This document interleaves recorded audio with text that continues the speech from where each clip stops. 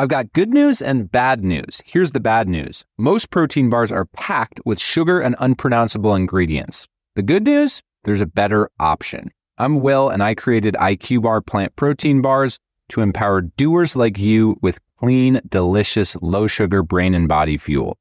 IQ bars are packed with 12 grams of protein, brain nutrients like magnesium and lion's mane, and zero weird stuff. And right now, you can get 20% off all IQ Bar products, plus free shipping.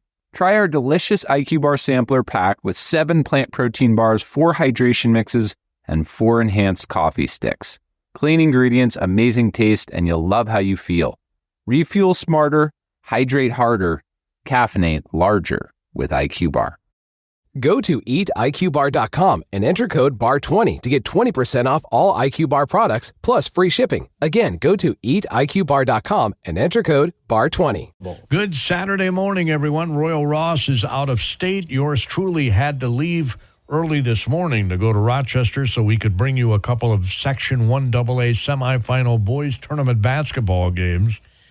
They both should be dandies. The Triton Cobras, the Goodhue Wildcats. Tip time is 11 this morning. Obviously, I don't have a station helicopter to get down to Rochester, so had to record our show today. I'm going to go over the end of winter seasons for some of these teams, specifically Faribault teams, because this is the Faribault show, but I do try to get you updated on some other stuff. After the Goodhue Triton game, about 1:30, we'll have Zumbrota, Mazeppa, and Caledonia. Those are semifinals of Section 1AA. What a loaded section it is. Zumbrota, Mazeppa barely escaped with a win over Dover Yoda earlier this week. And the Triton Cobras took care of pesky Rushford Peterson team, as Pierce Peterson was unbelievable with 39 points, and I'm sure he'll probably put on. It's going to be so much fun watching him and Mr. Russian go toe-to-toe. It's going to be so much fun. So if you can't make it, by all means, tune in. Faribault Falcon season came to an end earlier this week. Before I get to that, we're at J-Mo's Bowl, where you always strike a great meal. And I say that with total conviction because I've had many, many meals here, and the food is phenomenal. You have to experience it. And if you don't believe me, just let me know and I'll pay for your meal. Don't lie now, right? So you can get a free meal. I don't want you to do that. But I do want you to get out to J-Mo's Bowl, where you always strike a great meal and terrific fun, too. They've got darts there in addition to the bowling. They've got a bunch of TV screens if you want to take a bunch of buddies out there and watch a game and not mess up the living room and get in trouble with his spouse or whatever, right? J-Mo's Bowl. It's the fun center of Faribault, and they are doing some catering jobs. Graduations are coming up in the not-too-distant future. It'll be here before you know it. May will be here before you know it. And they will have some graduations. You can have a party out there, use the volleyball court, maybe do some bowling. What a great open house that would be for graduation rather than sitting around looking at each other, twiddling your thumbs, right? Get on out and have some fun. We don't get enough of that, to be quite honest. We just do not. I told you about the 1AA, right? The 1AA semifinals today that we will have on the radio. Tonight, 1AAA boys basketball. Northfield is still alive at 1AAA. Of course, Faribault ended their season Wednesday when Stewartville really took it to them 70-39. It was a thud end to the Faribault season, which started with so much promise. I think they were ranked 11th in the state or something like that when the season began, and sadly they had some injuries, multiple injuries on the team, and it was just sad. You know, injuries are part of sports. You hate seeing it. So Stewartville is going to Austin tonight. Austin beat Winona 86-68 on Wednesday. And the Northfield Raiders are hosting the Byron Bears. They were 88-75 victors over the Casson-Manorville Comets on Wednesday night. Those semifinal games, again, at the high seeds. Byron at Northfield, Stewartville at Austin. And the championship will be next Thursday night Thursday night at 8. It'll be the late game on Thursday. The early game will be 4A. The late game will be 3A. That's a change. They decided to flip it, but I think it was a request of the 4A. In one 4A boys tournament action, tonight, the Owatonna Huskies, who upended the number 4 seed Lakeville North Panthers. Owatonna, the 5 seed. Yeah, they traveled to North and won in a thriller, 73-72. A recording of that is up under our Gamecast, by the way, if you want to hear how that game ended. Derek Theta on the call. Lakeville South defeated Rochester John Marshall 67-46. The other quarterfinals were Mayo over Century 73-55, and Farmington eliminated New Prague's season 82-47. So Farmington is hosting Mayo tonight. Yep, Farmington's the 2 seed, Mayo the 3 seed. And Owatonna travels to Lakeville South tonight, and I'm sure they're saying, hey, if we can knock off North, there's no reason why we can't knock off South. The championship will be at 6 next Thursday evening in the Rochester Mayo Civic Center in the arena. It'll be the early game in the arena. I think that was a request of 4A schools to see if they could flip this year, and 3A agreed to it. Don't hold me to that, but I think that's the case.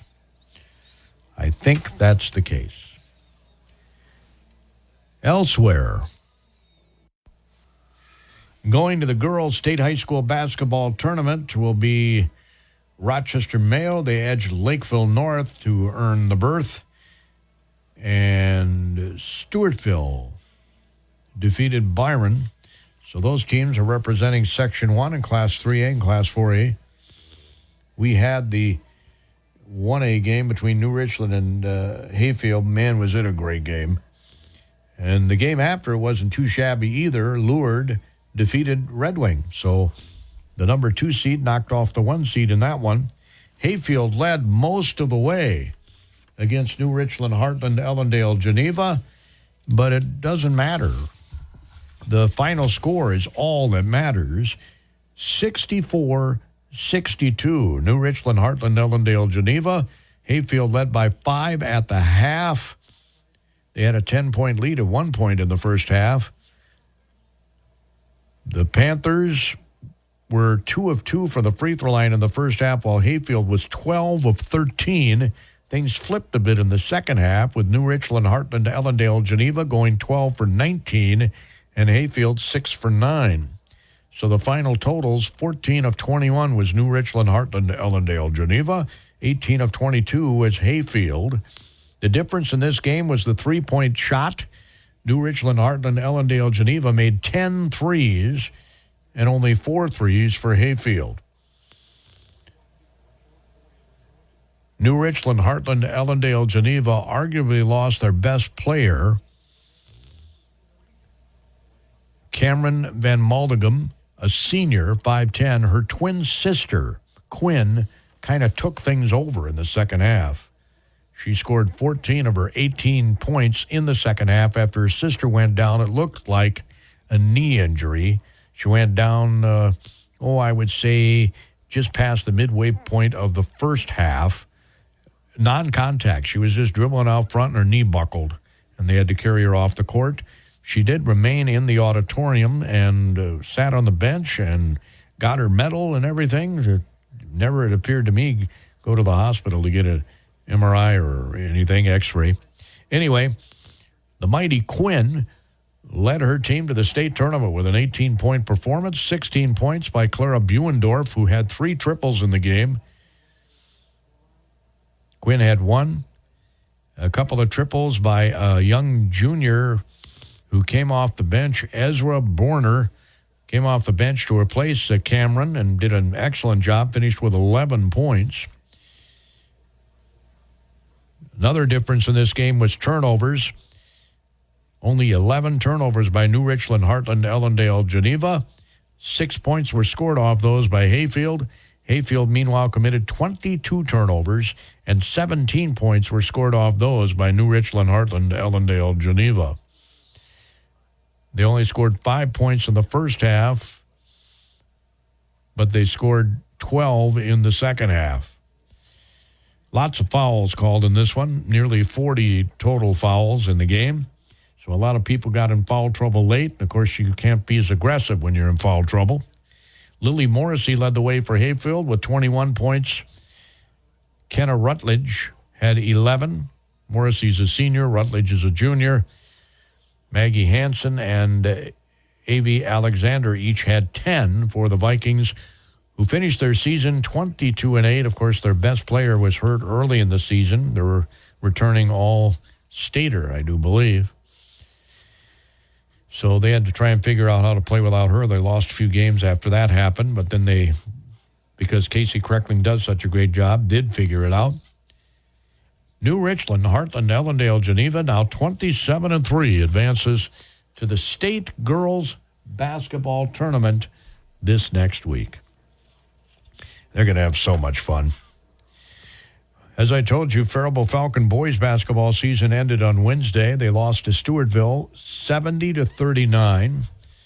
When they played them previously, they won by 3, and it was in Stewartville. That was back in December. Back in December, Brandon Petrichka had 18 points. Liam Redmond had 12. Wednesday night, Petrichka had 3, and Redmond did not score. Faribault ends their season with a record of 10-17. Stewartville now 17-10 advances. Stewartville was the team that knocked out Faribault a year ago down in Stewartville. So it was a bit of deja vu. It was a much better game a year ago. Well, at least they came back late. Stewartville was led by Abdi, who had 15 points, 12 of them in the second half. The Tigers were up by 8 at the half. Pete Shetter, a senior, had 15, and Caden Height, another senior, had 14. They started, all 5 starters were seniors, likewise for Faribault on Wednesday night. Faribault was 8 of 18 from the free throw line. Yeah, they were not great at free throw shooting all season long. And Stewartville didn't exactly put on a clinic either. They were 6 of 12. Tigers were unconscious from three-point range in the second half. They ended up with 11 total triples. Faribault had 1. Ryan Krieger, the only guy in double figure with 18 points.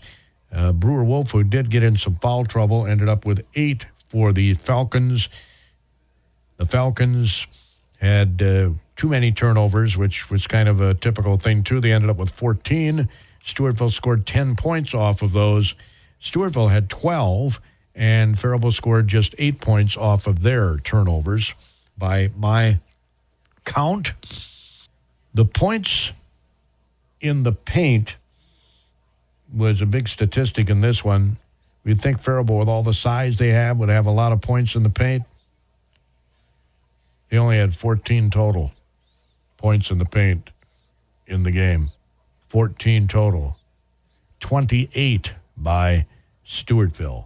So they doubled them up on the points in the paint. Going into that section tournament game, by the way, I looked in the section and did some comparisons. Faribault had the second best defense in the section, allowing just 65 points a game, but they gave up 70 on Wednesday night. Stewartville was the number 1 offense, averaging 73 a game. Faribault did hold them to 70, so they got near their average. The best defensive team in the section, the Northfield Raiders, giving up just 56 points a game. They're 4th in offense. Austin's number 2 in offense at 69 a game. They're 3rd in defense at 66 a game. Austin is sneaky good. They might just come out of that section. You just never know, although Northfield is the number 1 seed, and as I said, they have the best defense, and you know what they say about defense winning championships. Earlier this week, the BA Cardinals got to go to Rochester. First time, and I think Ed Friesen told me something like 7 or 8 years that BA has been to Rochester. They, first of all, knocked off Spring Grove to get there. They were up by 3 at the half and ended up winning 61-49. The Cardinals did have 19 turnovers in that game. 14 points were scored off those by Spring Grove. The Lions had just 6 turnovers. 7 points were scored by Bethlehem Academy. BA had 8 triples in the game, 5 for Spring Grove. The Cardinals, led by Owen Dotterwich, the junior who is a 1,000 point scorer, had 6 triples in the game. finished with 20 points, 15 for Hayden Dillon. Those were the only two guys in double figures. Henry Foxhoven ended up with 8 points, 9 for Caden Dackestool, Dillon, Foxhoven, Dotterwich, of course, all had 3-point baskets in that game. Spring Grove had 2 guys in double figures. So the Cardinals picked up their 11th win and went on to play this past Monday night, against the number 1 seed Southland Rebels, who showed everybody why they're the number 1 seed. 75-38 was the final score. It was 48-16 at the half. They obviously have scouted the Cardinals because they covered Dotterwich like a glove. He had 2 threes in the game, finished with 8 points. Dackestool had a 3 and 9 points. Ashton Elon led the way, a 6'2 junior. I love the way that young man rebounds. He had 12 points in the game and did not shoot a free throw in the contest. Usually he can get to the line. So they finished their season with an 11-15 record. I always say you have double-digit wins, you have a good season. Not an outstanding season, but a good season. And, of course, Faribault, if I didn't mention it before, finished their season with 10 wins. They were 10-17. 11-15 was Bethlehem Academy. The Faribault Falcon girls ended their season the previous week against Houston in the playoffs, 61-56. It was a great game. They had a chance at the end. Cardinals with a 9 seed had to make that long and winding road trip to Houston, the 8 seed. Anna Croak, the senior, finished with 20 points. She had 12 of those in the second half. Another senior, Briley Becker, had 10. Sarah Tobin, a junior, had 17. She got better and better as the season went on. Only thing she needs to work on are free throws. Needs to get better at those because she gets to the line a lot. You can add a lot more points if you can hit your free throws. Cardinals finished their season 8-17. Houston, 11-15, advanced and then was defeated. The Faribault Falcon girls played Casson Manorville and lost in the first round of the playoffs after they clobbered Casson Manorville to start the season here in Faribault. They traveled to Casson Manorville and lost by a score of 50-34. Oh, wait a minute. No, they may have hosted that game. I don't even remember right now. All I remember is they lost 50-34. Their 2 top scorers were out with injury, Faribault's 2 top scorers, so they ended their season 14-13.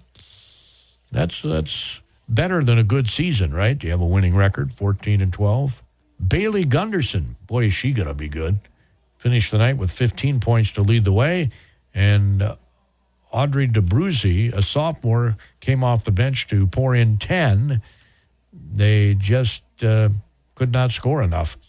And they ended up with way too many turnovers. Of course, their point guard, Birkin, was out with an injury. 25 turnovers, 27 points scored off those by Casson Manorville, who had 12 turnovers. 5 points were scored by the Falcons on that end of the floor. Lauren Schaefer led the way. She was a post player that Faribault could not stop. She's a sophomore, had 23 points, the only player in double figures for the Comets. Comets were 12 of 19 from the free throw line. Faribault was 6 of 14 from the charity stripe. Yeah, they really did not hit their free throws very well in that one. Earlier this week, Triton Cobras defeated the Rushford Peterson Trojans 84-76. Pierce Peterson led the way with 39 points. He had 23 of those in the first half, obviously 26 in the second half. He hit 3 triples in the game. He had multiple dunks in the game. Or maybe he had just the one that was my gem play of the game, courtesy of Todd G. Jewelry. I think that might be the case. Anyway, Graydon Thomas hit a triple. William Thiemann hit a couple of triples. Swenson came off the bench to hit a triple. Had 7 big points off the bench. Rushford Peterson had 3 guys in double figures. They got really physical. And they had a big guy, a young Vickerman guy, who ended up with 4 points. And really did a nice job on the glass. I didn't understand why he came out of the game there in that second half, but what do I know? I'm no coach. We'll have the Triton game against Goodhue at 11 this morning. That's why we recorded this program here today. Zumbrota Mazeppa's Grady Strait ended up with 15 points. He ended up with 5 triples, hit 2 monster triples in the game. Grady Strait for Zumbrota Mazeppa. They went and improved their record to 23-4 and advanced to today. We'll have their game against Caledonia. Caledonia knocked off Cannon Falls 8 days after they lost by double digits to Cannon Falls. What a difference a week makes. Ethan Miller led the way for the Cougars with 23 points, but as I told you, Strait had a couple of monster threes, finished with 15, 12 for Mr. Arndt, 10 of 15 from the free throw line with Zumbrota Mazeppa. Dover Iota finished 11 of 16, and the Eagles, just for that pesky nap that would never go away, and it looked like they might pull it out at the end, but then a guy dribbled the ball off his leg at the very end, and Zumbrota Mazeppa went on to win, and the winning shot was a straight, absolute dagger, ice-in-your-veins 3. Outstanding job. There is a recording of that up on our website if you want to give that a listen. Dover Iota ended up their season 15-13. Caledonia now 17-10, defeated Cannon Falls, who finished their season with a record of 21-7. The final was 61-58. Cannon Falls got within one possession multiple times, got within 1 point very late. But they just couldn't overcome the Warriors. Warriors were just physically stronger. At least that's the way it looked to me. I'm not saying that I'm necessarily right, but that's the way it kind of looked to me, that they were just physically stronger in that game. You know, they got a great football tradition there. Cannon Falls has a pretty good football tradition too, but Caledonia, I don't know, what would I call this? It was not really bully ball, but they dominated the glass. They really did. Those guys dominated the glass. Mr. King had 28 points, the only guy in double figures. 3 guys in double figures for Cannon Falls. Senior Adam Tennyson finished with 17, 14 for senior Ryan Helming, and Miles Rexigel had 10. Brooks Rexigel, the sophomore, finished with 9 points and fouled out with 14 seconds to go in the game. One of the Caledonia Warriors fouled out too in that one. It's a very, very, very physical game. So again, we'll have the Caledonia Zumbrota Mazeppa game following the Goodhue Triton game today from Rochester's Mayo Civic Auditorium. It's the more intimate of the 2 gyms located in the Rochester Mayo Civic Center in downtown Rochester. Just to get you updated, 2 AAA boys semifinal games are being played this evening at 6 and at 7:45 at Gustavus Adolphus College in St. Peter. The first game will see New Ulm, the number 5 seed, 61-56 victors, ending Mankato West's season, go up against Mankato East. Remember, Mankato East went to state a year ago and ended up runner-up in the state. On the other semifinal game, it'll be Marshall, who won 79-68 over Worthington earlier this week, and the St. Peter Saints go marching in to Gustavus to tangle with Marshall. St. Peter won 64-49 over Hutchinson. Marshall is the 2 seed. Again, Mankato East is the number 1 seed in that section. Number 1 seed. Goodhue girls a week ago on Saturday had a great game with Rochester Lourdes. The Eagles came out on top 70-67. Bottom line difference in the game, 7 missed free throws by Goodhue. They hit just 4 more, and they're playing, or would have played, for the Section 1AA title, which, of course, was won by Lourdes, who defeated Red Wing the other night. So, again, looking forward to doing the Goodhue Triton and the Zumbrota Mazeppa Caledonia games today down in Rochester. The other semifinals are Hayfield and Southland, and Wabasha Kellogg, who's been kind of the Cinderella of the Class A Section 1 tournament, going up against Lewiston Altura. 4 o'clock is that Southland Hayfield game, and 6:30 is the Wabasha, Kellogg, Lewiston, Altura. They space them out like that so they can get more and more fans in there. It doesn't seat the many that the arena does, the number that the arena does. They clear them out so that they can get more money. No more 2 games. I think Section 2 still does do the 2-game things. I don't think they clear them out, but I don't know that for a fact, so I probably really shouldn't say anything. Ed Royal Ross is out of state today. If he were with me, he'd be telling you about Trek Properties and the fact that he does have his real estate license. If you're looking to buy a home or a commercial business, he can help you with that. He's licensed in Minnesota, so he can help you all over the great state of Minnesota. Obviously, his specialty is this area, but Trek Properties covers a very wide area. As he says every Saturday, their footprint is amazing. So let them assist you, okay? His footprint, the company footprint, Trek Properties, is truly amazing.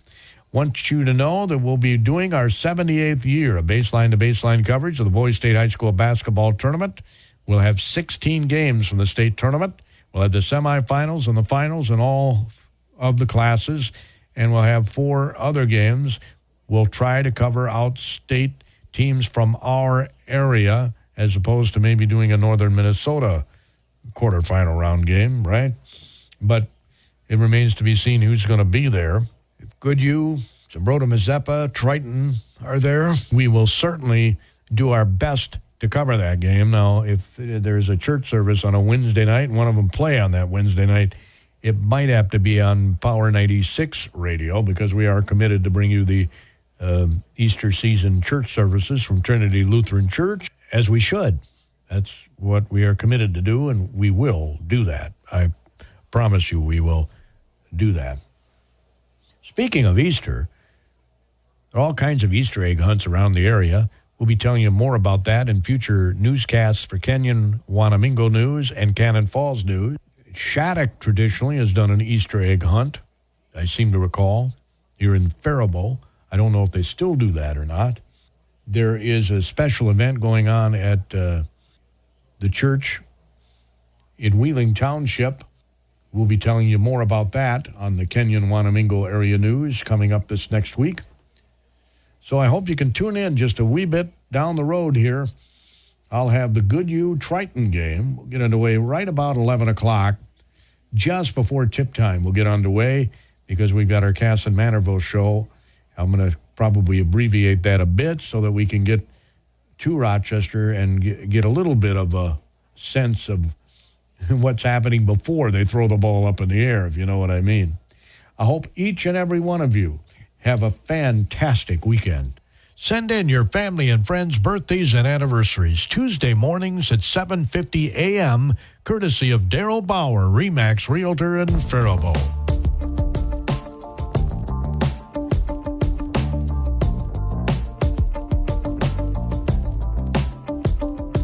Been sitting there tipping back, crown straight, working up the nerve and the words to say, to turn those eyes and that smile my way, no time to waste. Cause you showed up and all eyes on you, shining like a diamond in a neon room. Every guy here wants to make a move, I better make a move. Somebody